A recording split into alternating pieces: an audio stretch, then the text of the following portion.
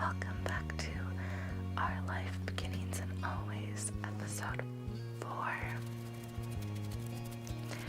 In the last episode, we did one of the DLC memories at the library, and now we are going to do the second DLC memory, so let's continue.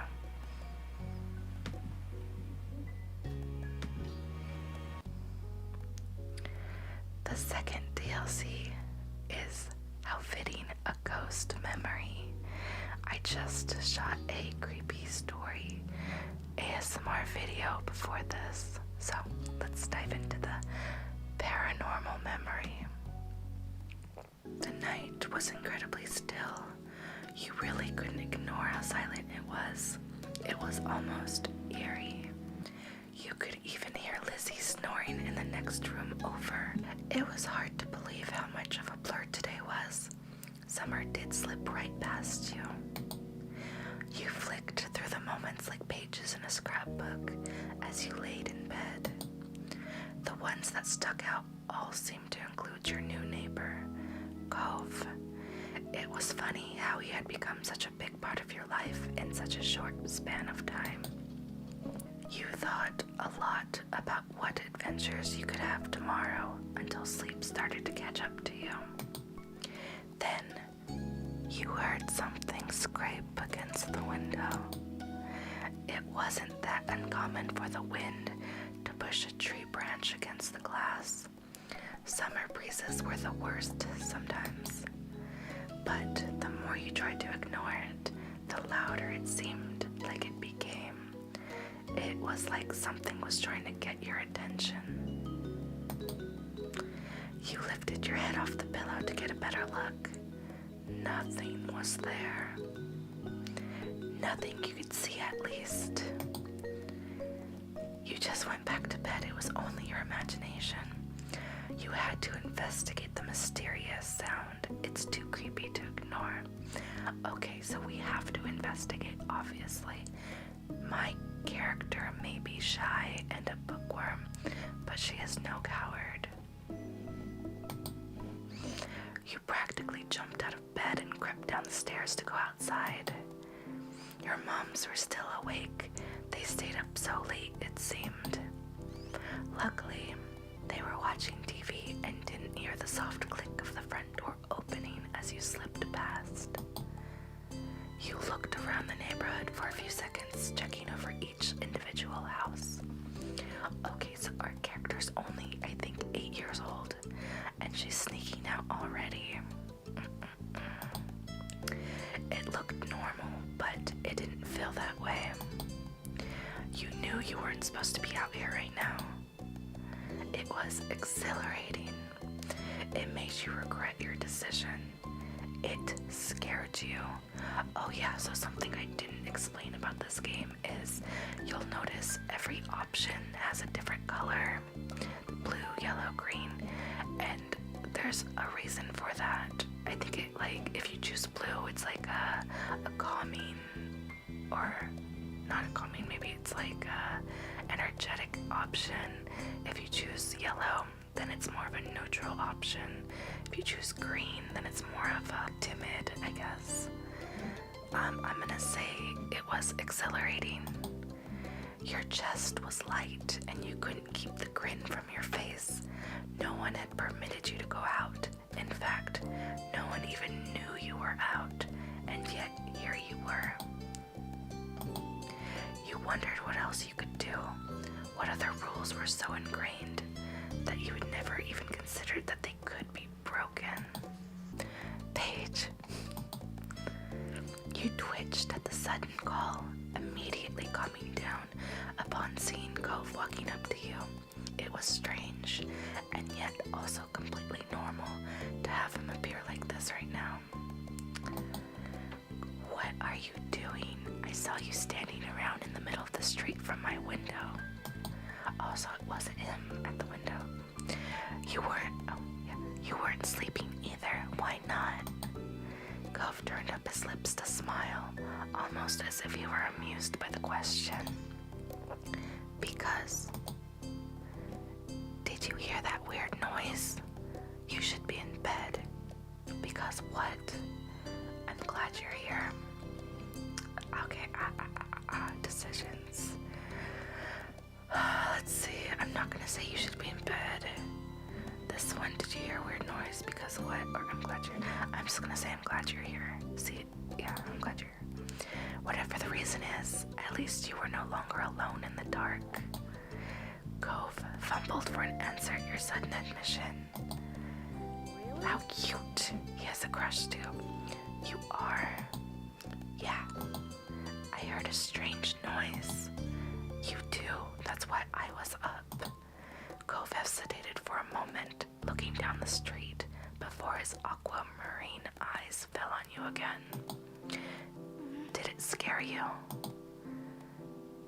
A little. Just a teeny teensy bit. A little. Me too. I feel better that you're here. Me too. The two of you delicately smiled at that. Cove even chuckled a bit. It was nice that you both felt the same way about things. These two characters have a lot in common. I was kind of wondering if it was the wind, but what if it's not? What if it's a person? What if it's something that's not a person? What if it's a ghost? Just kidding. The unsettling noise suddenly rushed through the air. Cove and you flinched. It sounds even worse than before. You were about to agree with him when the noise came yet again, tearing through the still night. The two of you rapidly looked around, trying to find the source, but to no avail. There was no sign of an answer to this puzzle. You thought that it could be anything. It had to be a ghost. It just had to. There's gotta be a regular reason for it. Okay, I'm gonna have my character have some rational thoughts, reasoning. Just gonna say there's gotta be a regular reason for it. You didn't believe in monsters or anything like that. That only meant that whatever was causing that noise had to be something much more real. You shuffled closer to Cove, trying to stop yourself from shaking at the bad thoughts that were entering your mind. Hey, can you tell where it's coming from? Not really. Not really. Then we'll have to look more somewhere else. Maybe we'll see something. Okay, let's go. You clustered together as you walked the familiar streets of your neighborhood, drawing strength from each other's presence. Shadows cut corners and angles where you didn't expect them, distorting the features you saw every day. The noise came again, shrill and hard. It set your teeth on edge the way it ground its way through you. Cove's throat bobbed. His eyes glistened in the dim light. You stayed frozen to the spot. You took a deep breath to calm yourself. You comforted him. You offered him your hand. You focused ahead. They're only 8 years old, so I'm just gonna comfort his ass. We're still alright, Goph. Nothing is coming for us. You grinned at him and coaxed a weak smile back from him in exchange. You were just as scared as he was, and you knew the both of you were struggling right now. Goph shut his eyes and pressed his lips together. So, Where do you want to check? The park, the beach, the hills behind the house. Let's check the hills behind my house. Since it was like, I don't know, it seems like it's near the houses. You and Goph ascended the hill, lit only by the stars in the night sky. The wind rippled through the grass and ruffled your hair. Without the sun's light to translate what you were seeing, every bush in the distance looked like a creepy figure or towering monster. The noise was just as loud here as it was in your neighborhood, with just as little indication behind the cause. But you kept going forward. You ran away, or you snuck back to your neighborhood quietly. Let's go forward. Let's check it out. You couldn't stop when you had already gone so far. You had to find out what was going on. The top of the hill was an excellent vantage point to survey the town from. Thank you. Everything appeared normal. There was no out-of-place sight pinpointing the answer to this mystery.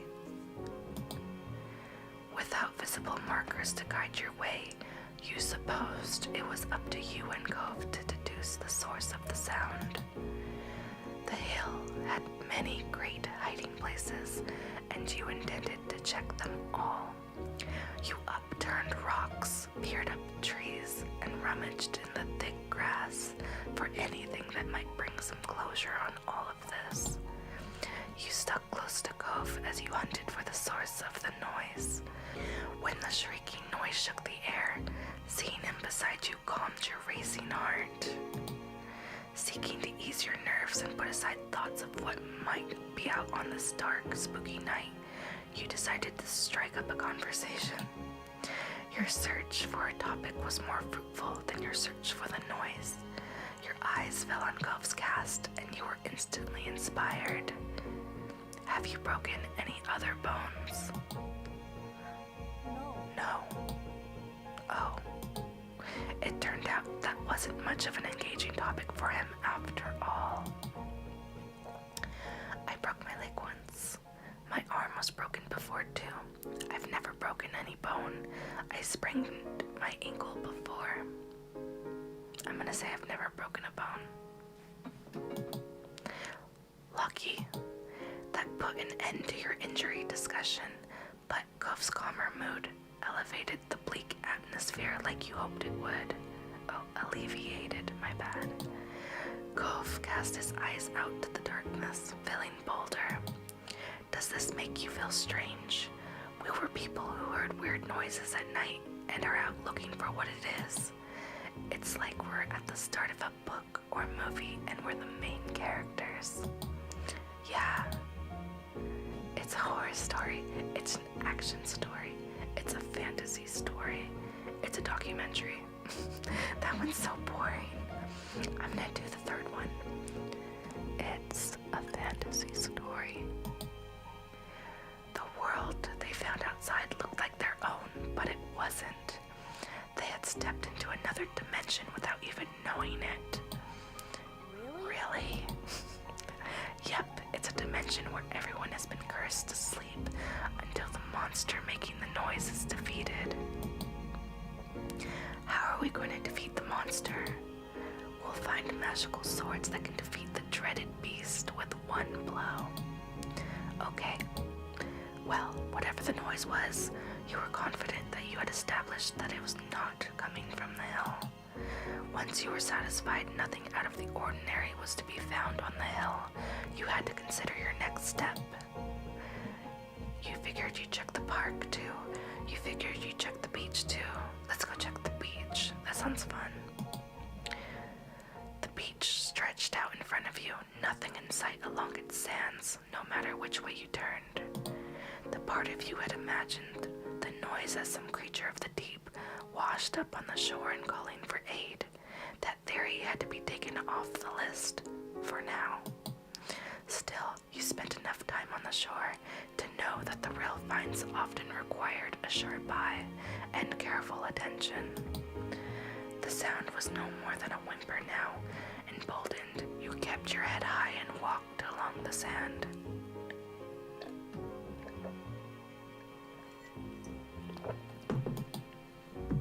Let's see if there's anything here. Cove began to comb the beach for clues. You followed suit. The angry wind sent grains of sand rolling across the beach like waves.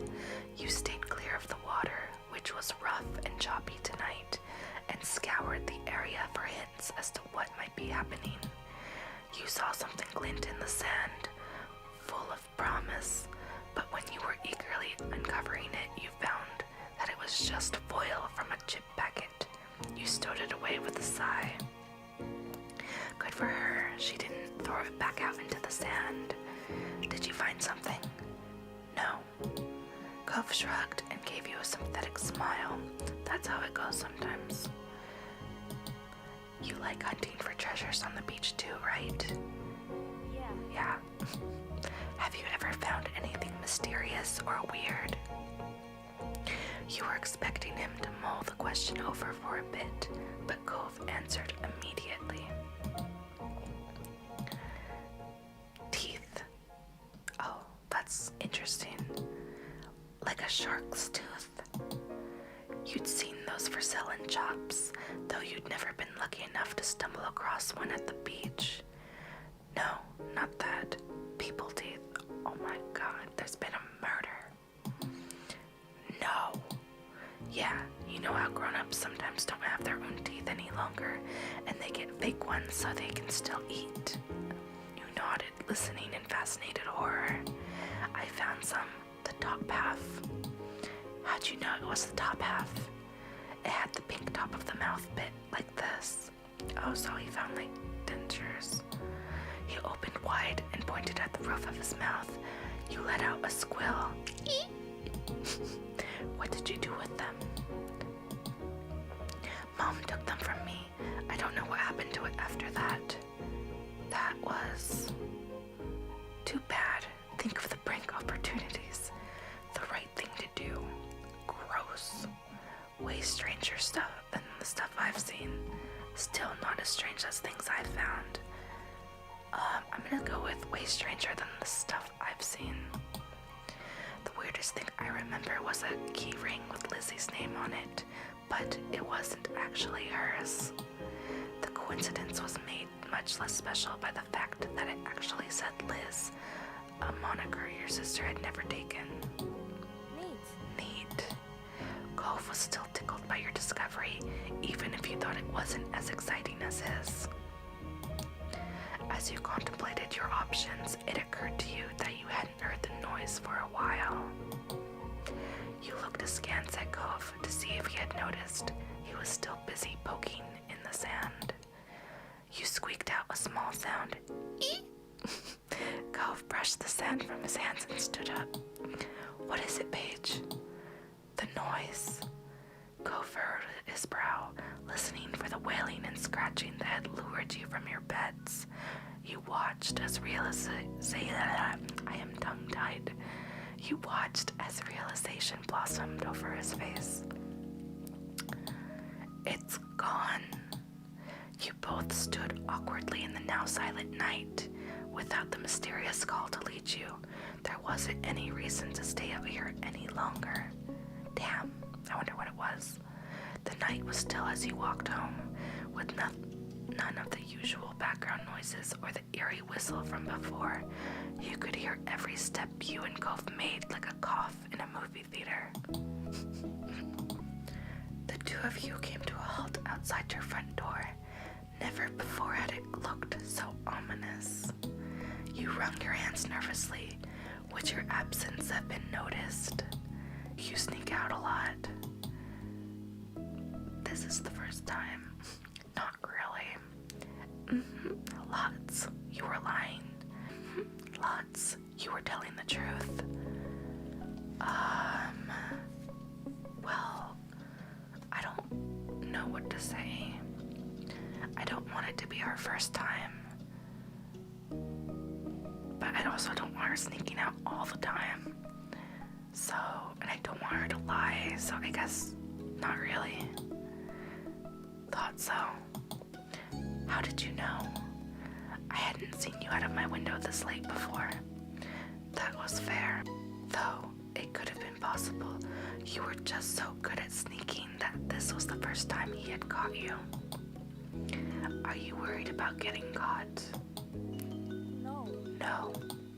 He was so forthright that you believed him completely. But your dad, won't he get mad or sad if he catches you? He's never happy with what I do. Oh. You sympathized. You encouraged Cove to see it more positively. You stayed out of it. You didn't know how to react to that. I'm actually going to encourage him to be more positive because I like Cove's dad.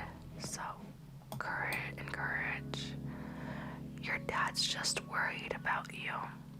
He cares. It doesn't matter if he worries, if he's the one who makes things worse. Alright, I'm going in. Bye. Okay, good night. Good night, Cove. Thanks for coming with me tonight. I'm not sure I could have done it by myself. I wanted to go with you.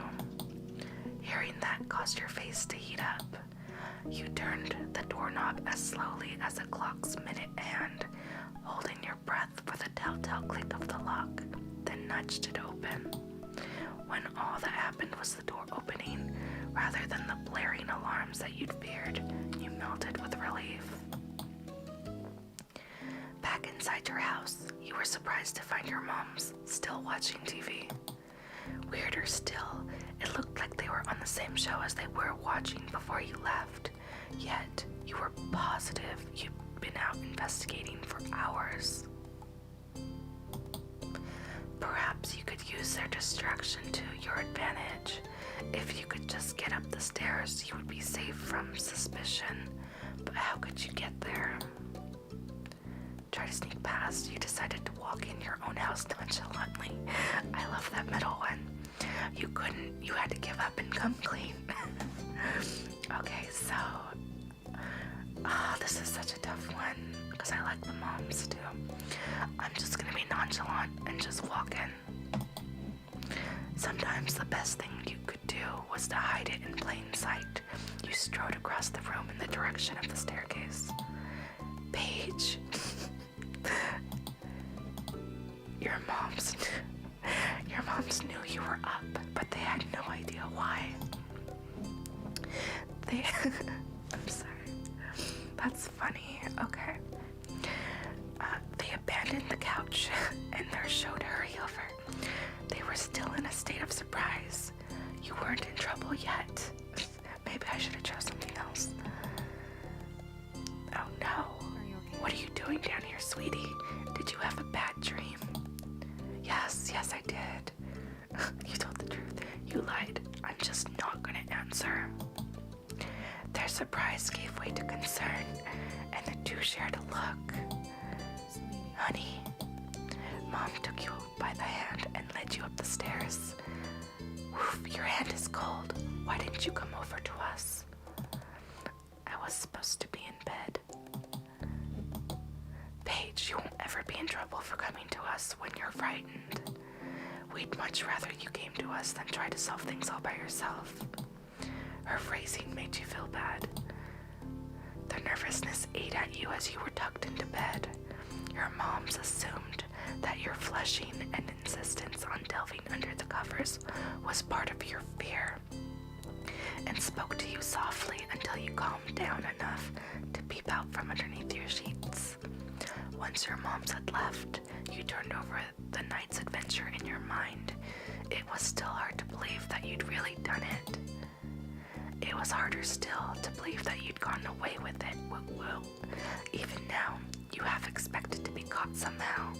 Perhaps you'd left the door ajar or trailed sand where they'd already swept up.